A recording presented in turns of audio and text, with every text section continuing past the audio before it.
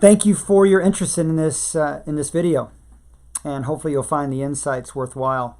I'll try to keep it short and sweet, or at very least short. Hopefully you'll find it sweet. A friend of mine suggested I make this video and post it as related to some insights that I was sharing with him this morning. I had a meeting yesterday with my business coach, life coach, and a really great friend. I've been meeting with him, known him for many years, Dr. Roger Hall. I often speak of him from stage, and also have written about him and insights he's given me. And what happens time to time, we meet once a quarter for almost a full day, and invariably he will share something that kind of sticks with me. You know, some thought that, it's not a thought that I have, it's a thought that has me. Which brings me to my writing. If I didn't write some of this stuff down, it would just play. It's kind of like that song you can't get out of your head, you know. So one of the reasons I do write is to work through these ideas and insights. And so he shared something with me yesterday that it was fairly brief, and I put it into my notes. I'm always taking detailed notes when I'm with him, and it just keeps coming back to me. And I was sharing some of my thoughts this morning with some people, and again was encouraged to make this video. So this insight that I got from Roger, this thought, I'm starting to think it has to be one of the most significant thoughts, or really questions, that we human beings can ask. Now, I speak a lot about the why question as being the most significant, you know, why me? It's kind of a derivative of why me, but this has more to do with survival.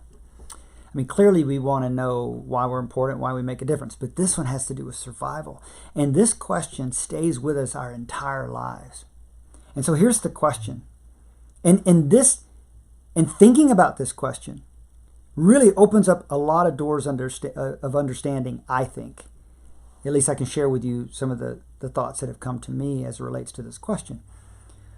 So this may be one of the earliest questions we asked, or thought or experience that we had. We probably didn't ask it audibly. It might have even been before we could speak that we had this question. Certainly our subconscious is thinking about this question. And so here it is. Who is going to take care of me? Who is going to take care of me? Now, here's something we have to agree. I mean, we got to find common ground as human beings. I know we're having trouble these days finding common ground, but one thing that we can all, I think, agree on is that human beings, every human being, is born dependent, not independent, born dependent. I mean, immensely so, right? I mean, if nobody's there to protect us and shelter, food, water, you know, as babies, we are completely dependent. So in our earliest moments, who is going to take care of me is a very reasonable question to ask. And again, as a child, maybe without the mind quite consciously developing to ask that question. But as we start to get older, we can start to be really concerned if our parents, the people who are looking out for us, if you're lucky to have one or two parents, if they don't have their act together, if they're not very mature themselves, then that can really create a bit of neuroses, a bit of anxiety, a little bit of worry. We know adults today are absolutely impacted by their childhood experiences. And this, you know, some people say, well, you know, I'm very empathic, you know, I can really empathize with other people. Well, that may be true. The other thing is you might have just been afraid of not being taken care of on a regular basis, which had you constantly on alert, right? And you'll see that. I mean, if one or both parents are particularly difficult or challenging, and they create a fearful situation for the child. And so let's think about this. Who is going to take care of me? I got to believe that as we mature and become adults, maybe the mark of maturity is that you come to a place of independence where you take care of yourself, right? So you move from dependence, somebody taking care of you, either a group of people, individuals, or an organization, or an institution taking care of you, to taking care of yourself. I got to believe that is a progression from dependence to independence, and has to provide some peace of mind. And for those that delay gratification and save money and work really hard, they're no longer, it's like, who's going to take care of me? I think the optimal answer to that is me. I'm going to take care of me. I think that defines responsibility. I'm able to respond to my own needs. Right? So you go from dependence to independence. But there's another step to maturity called interdependence. And interdependence is where I'm just working through these thoughts. I'm hoping this will fuel some thoughts of your own. Interdependence is where we start to recognize, hopefully through a bit of trial and error, and hopefully been humbled a bit, right? Humility would tell us that we are at times our own worst enemy, right? Who is going to take care of me? If it's me who's taking care of me, I need to be pretty serious about my weaknesses. I need to really notice where I fall short. I need to notice when my anxieties and fears hijack my prefrontal cortex, where the rational mind exists in the front part of the brain. That gets hijacked.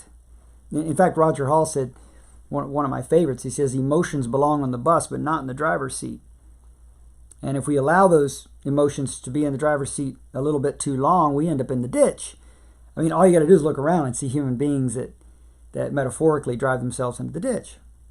So who is going to take care of me? I'm going to take on that responsibility. I'm going to take care of me. But in the midst of that responsibility, humility demands that I recognize that I am my own worst enemy.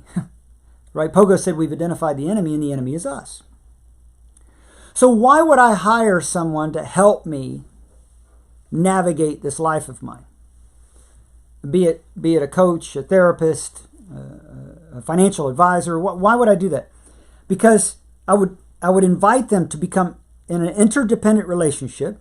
Say, hey, here's what I need to accomplish to take care of me, and I need your assistance to protect me from me. Now, that individual may reach out to organizations that create products or create all kinds of different systems to help the individual take care of themselves. It's not that they take care of you, but that you recognize that there are services available out there that through technology, through innovation, can empower a person to more effectively take care of themselves and to be less dependent on those institutions or whatever it may be that history has shown aren't all that dependable. Anyway, I think I'll stop here. I just wanted to pose the question for contemplation. Who's going to take care of me? This is a very powerful human question. And I think the optimal answer is I'm going to take care of me. But I'm going to hire some people. I'm going to get some people in my life that can help me better take care of me. And that way I'm more of a part of the solution than a part of the problem, that I'm not living in fearful, anxious dependency, but feel more at peace and more empowered because I've taken on that responsibility myself. Just some thoughts, fuel for thought. Who's going to take care of me? Something to consider. Thanks for your time.